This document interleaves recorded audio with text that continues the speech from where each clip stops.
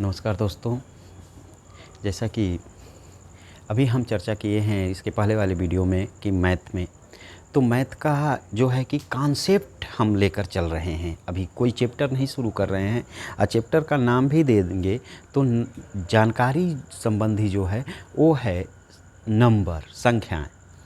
तो संख्याओं के बारे में आज आप लोग जान लीजिए।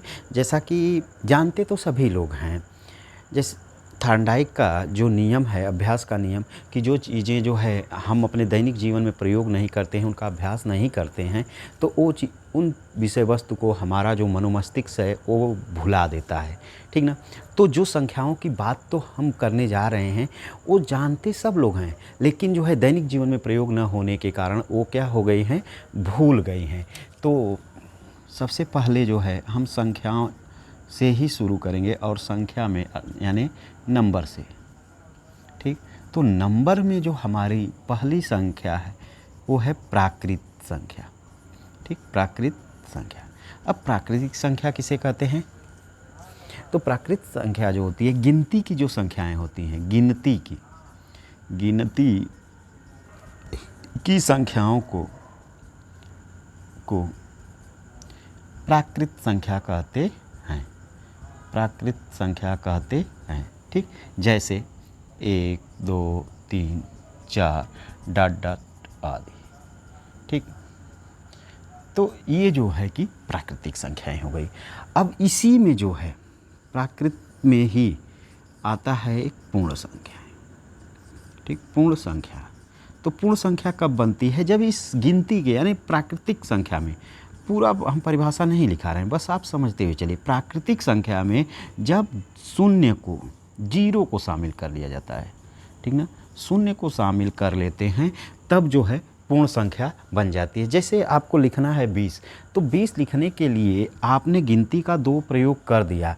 अब जो है शून्य शामिल कर देंगे तो ये हो गया है आपका 20, और इसी को बोलते हैं जो है पूर्ण संख्या। ठीक, अगली संख्या की बात हम करेंगे तो अगली संख्या हो जाएगी पूर्णांक संख्याएं। पूर्णांक संख्याओं में बात की जाए तो पूर्णांक संख्या में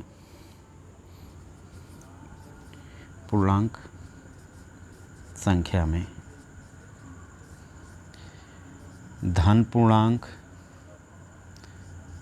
यानी धनात्मक, ऋण पूर्णांक अर्थात ऋणात्मक, प्लस शून्य, इन तीनों को जब शामिल कर लिया जाता है तो बनता है क्या? पूर्णांक संख्याएं। ठीक, इन तीनों को शामिल कर लिया जाता है, धन पूर्णांक, ऋण अंक और शून्य, यानी धनात्मक, ऋणात्मक और शून्य को शामिल कर लिया जाता है, तो वहाँ पर बनती हैं कौन सी संख्याएं? पूर्णांक संख्याएं। ठीक, पूर्णांक के बाद हम बात करेंगे सम विषम की। सम विषम। ठीक, इसको मिटा दें, स्क्रीनशॉट लेना चाहते हैं तो ले लीजिए। ठीक, अब हम बात करते हैं जो है कि सम और विषम संख्याओं की। सम और विषम सम संख्या। ठीक, सम संख्या यानी वे संख्या जो 2 से विभक्त हो, उसे क्या बोलते हैं? सम संख्याएं। जैसे 2, 4, 6, 8, 10 आदि। ठीक, ये संख्याएं जो हैं डॉट डॉट आदि, डॉट डॉट लगा दीजिए, डॉट डॉट आदि। ठीक, ये संख्याएं जो हैं ये सम संख्याएं हैं। 2 एक ऐसी संख्या है जो सम तो है, सम के साथ साथ अभाज्य भी है। सबसे छोटी अभाज्य संख्या जो है 2 है। एकमात्र सम अभाज्य संख्या है तो वो 2 है। तो इस चीज़ को आप याद रखिएगा, एकमात्र सम अभाज्य 2 है। ठीक, जो कि सबसे छोटी अभाज्य भी है और सम संख्या भी है। इसके बाद अगला नंबर आता है किसका? विषम का। विषम संख्याएं। तो ये विषम संख्या का होती है। विषम संख्याएं वो जो 2 से विभक्त ना हो, यानी वे संख्याएं जो 2 से विभक्त न हो उसे बोलते हैं विषम संख्या। वे संख्याएं जो 2 से विभक्त न हो उसे बोलते हैं क्या? विषम संख्याएं। जैसे 1, 3, 5, 7, 9, 11 डॉट डॉट आदि। ठीक, ये संख्याएं जो हैं ये संख्याएं हैं विषम संख्याएं। ठीक, इसके बाद सम विषम हो गया। सम विषम के बाद जो है कि अगला नंबर आता है किसका? अगला नंबर जो आएगा वो आएगा परिमेय संख्या। परिमेय संख्या यानी परिमेय संख्या कौन सी संख्या होती है? परिमेय संख्याएं वे संख्या जिसे हम p/q के रूप में लिख सकें। ठीक, p/q के रूप में लिख सकें जहां q बराबर नॉट 0 यानी q का मान 0 शून्य नहीं होना चाहिए। ठीक, जैसे 1/2, 3/7, 6/15। ठीक, ये सभी संख्याएं, ये भी 5। अब देखिए इसके बटे के रूप में कुछ नहीं है तो आपको लग रहा है कि ये परिमेय नहीं है, लेकिन कोई भी संख्या हो उसके बटे के रूप में हम 1 लिख सकते हैं। ठीक, इसलिए ये संख्या भी क्या है? परिमेय है। ठीक, हाँ एक चीज़ है, पाई का मान 22/7, पाई का मान 22/7 होता है। तो ये जो पाई का मान 22/7 आप देख रहे हैं, ये 22/7 जो है एक परिमेय संख्या है, एक परिमेय संख्या है। लेकिन गणित के जो चिन्ह होते हैं, गणित के जो चिन्ह होते हैं, जैसे आपका पाई हो गया, ठीक ना, तो ये पाई जो है अपरिमेय है, पाई जो है अपरिमेय है। ठीक, लेकिन पाई का मान 22/7 के रूप में यदि है तो वो परिमेय है। इसका मतलब ये है कि गणित में जितने भी चिन्ह होते हैं, गणित में जितने भी चिन्ह होते हैं वो क्या होते हैं? अपरिमेय होते हैं। गणित में जितने भी चिन्ह होते हैं वो क्या होते हैं? अपरिमेय होते हैं। ठीक, तो अब अपरिमेय क्या हो जाएगा? इसी से आप परिभाषा बना लीजिए, यानी वह संख्या जो p/q के रूप में न लिखी जाए, p/q के रूप में न लिखी जाए, न लिखी जाए, जो p/q के रूप में न लिखी जाए वो क्या होती है? वो अपरिमेय संख्या होती है। जैसे करणी में 3, ठीक, पाई, करणी में 5। ठीक, ये सब संख्याएं जो हैं कौन सी संख्याएं हैं? तो ये सब अपरिमेय संख्याएं हैं। ठीक, अब इसी में एक संख्या आती है, उस संख्या का नाम है वास्तविक संख्या। वास्तविक संख्या। अब देखिए वास्तविक संख्या क्या होती है? वास्तविक संख्या यानी वह संख्या जहाँ पर परिमेय और अपरिमेय, यानी परिमेय प्लस अपरिमेय, परिमेय और अपरिमेय, जहाँ पर परिमेय और अपरिमेय दोनों होता है वहाँ पर जो है कि वास्तविक संख्या होती है। ठीक ना, यानी जब जो है परिमेय और अपरिमेय संख्या मिलती हैं तो वहाँ पर जो है वास्तविक संख्याएं होती हैं। ठीक, इसको स्क्रीनशॉट लीजिए, हम इसको मिटा के जो है आगे बताएं आप लोगों को। ठीक, जो भी टॉपिक इसमें से क्लियर ना हो आप कमेंट बॉक्स में जो है कि बोल सकते हैं, हम जो है उसको ज़्यादा से ज़्यादा प्रयास करेंगे, अधिक से अधिक प्रयास करेंगे कि आप उससे संतुष्ट हों। जैसे कल हमने जो वीडियो इंडियन ज्योग्राफी का डाला था, अभी वो अधूरा वीडियो है, बहुत पूरा नहीं है। वीडियो बहुत लंबा हो जा रहा है। लंबा होने का मतलब ये है कि 36 मिनट का वो वीडियो हो गया था। आजकल वीडियो लोग शॉर्ट वीडियो देखते देखते इतने शॉर्ट हो गए हैं कि मतलब अब वो 1 मिनट से अधिक की वीडियो देखना पसंद नहीं करते हैं। तो ये तो पढ़ाई से संबंधित है, तो ये कहाँ उतना छोटी 1 मिनट की वीडियो हो सकती है। इसलिए हमारा प्रयास है कि उस इंडियन ज्योग्राफी को जो है हम पार्ट वाइज डिवाइड करके 5-5 मिनट का वीडियो डालें। तो उसको हम फिर से 5-5 मिनट के वीडियो में पढ़ाएंगे। यहाँ पर भी हम कोशिश करेंगे कि 5-10 मिनट से अधिक का वीडियो ना हो। यदि कोई वीडियो अधिक का हो जाता है तो भी उसको कट करने का प्रयास करेंगे। चूँकि हमारे पास कोई टेक्निकल टीम नहीं है, हम अकेले ही आपका जो है शूट भी करते हैं और फिर उसको डायरेक्ट अपलोड कर देते हैं। उसको किसी सॉफ्टवेयर से कट आउट नहीं करते हैं, इतना हम टेक्निकल नहीं हैं। ठीक, तो आप जो है बस पूरा देखने का प्रयास करिए, सारी चीज़ें मिलेगी। तो कल वाला जो इंडियन ज्योग्राफी हम डाले थे तो उसमें ज़्यादातर कमेंट आया था जो हमसे वनडे एग्ज़ाम हमारे बच्चे पढ़ चुके हैं, वो सब बस ये पहली प्राथमिकता रखे कि सर मैथ मैथ मैथ। बहुत अधिक कमेंट आया मैथ का। इसके बाद जो है कि कुछ कमेंट रीजनिंग के आए, तो हम वही उसी प्रयास को लेकर के जो है हम सोचे कि मैथ भी पढ़ा दें तो यूजीसी नेट का भी क्लियर रहे और जो मैथ है वो भी हो। तो परिमेय हो गया, अपरिमेय हो गया, वास्तविक हो गया। अब जो है भाज्य और अभाज्य की बात करते हैं। भाज्य और अभाज्य, तो देखिए भाज्य, ठीक, भाज्य क्या होता है? वे संख्याएं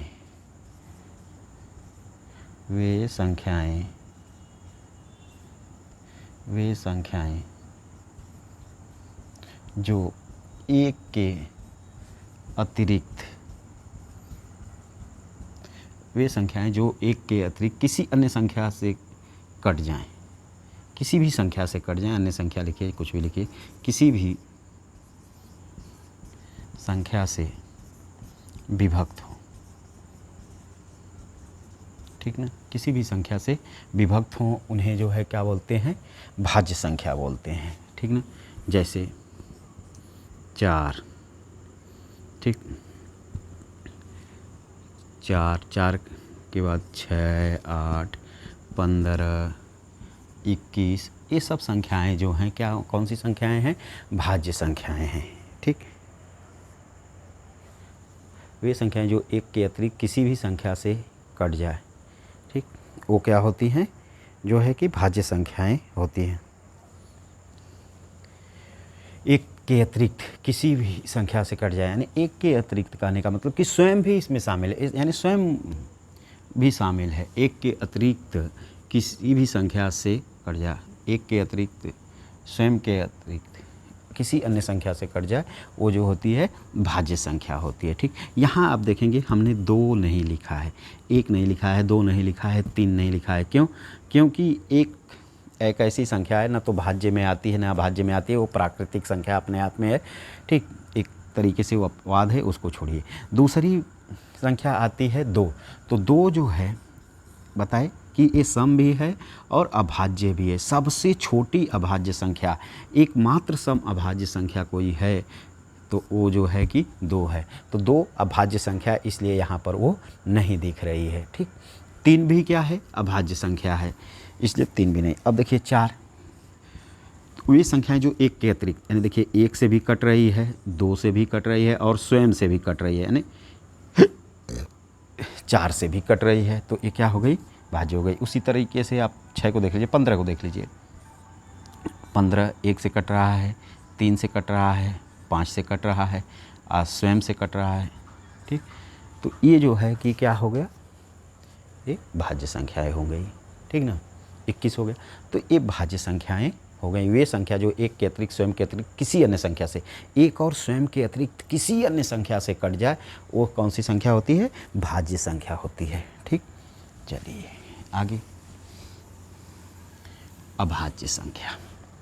कौन सी संख्या? अभाज्य।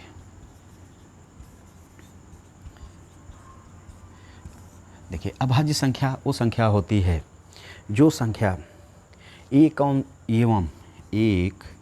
एवं स्वयं के अतिरिक्त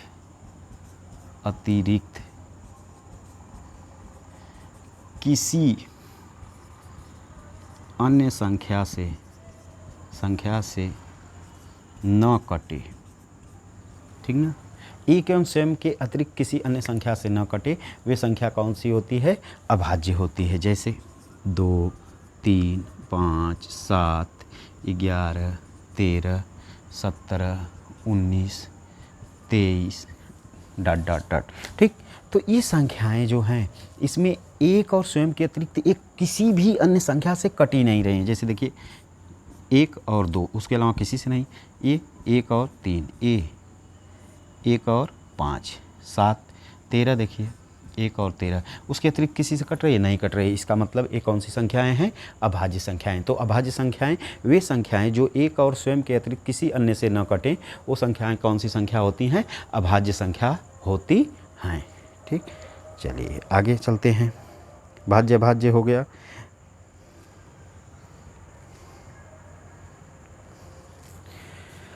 अब आता है सह अभाज्य संख्याएं।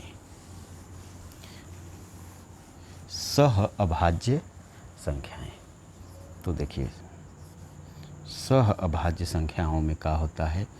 वे संख्याएं जिसमें वे संख्या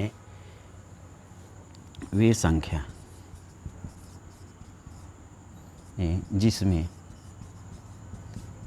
एक के अतिरिक्त कोई दूसरा कॉमन ना हो, कोई दूसरा